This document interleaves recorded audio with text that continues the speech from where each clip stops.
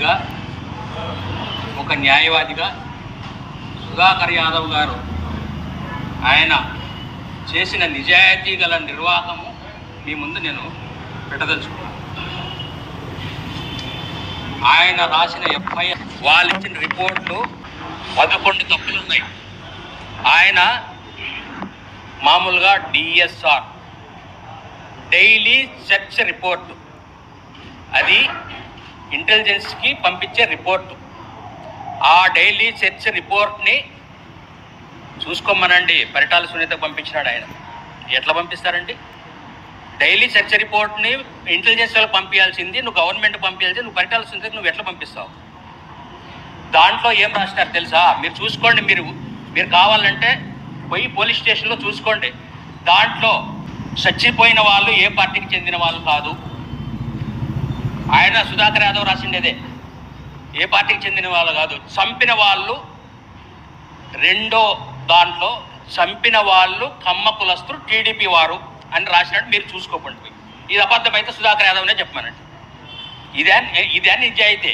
నీ నిజాయితీ నువ్వు ఆ రిపోర్ట్ పంపించినప్పుడు ఈ దీంట్లో ఎఫ్ఐఆర్లో కానీ స్టేట్మెంట్లో కానీ ఈ టీడీపీకి చెందిన వాళ్ళని ఎందుకు రాలేదు? నువ్వు నీ నిజాయితీగా నువ్వు కాకి డ్రెస్ వేసుకొని అబద్ధాలు చెప్పొద్దు. కాకి డ్రెస్కు గౌరవం ఉంది. ఒకవేళ అది ఇప్పేసి నువ్వు మామూలుగా మాట్లాడితే నువ్వు ఏదన్నా మాట్లాడు, నీ ఇష్టం. అది కాకి డ్రెస్ గౌరవమే. నువ్వు కాకి డ్రెస్ వేసుకుని గౌరవం లేకుండా మాట్లాడుతు సుధాకర్.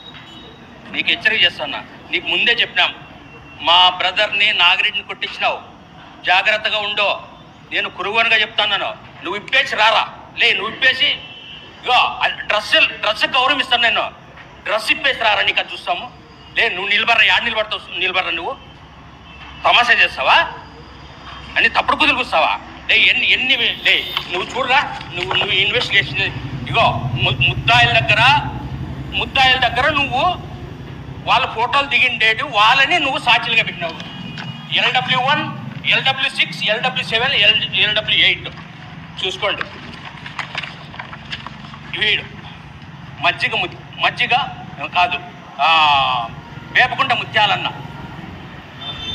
ఇగో రమేష్ వాళ్ళ నాయన వాళ్ళమ్మ పాపిరెడ్డిపల్లి రాజన్న రమేష్.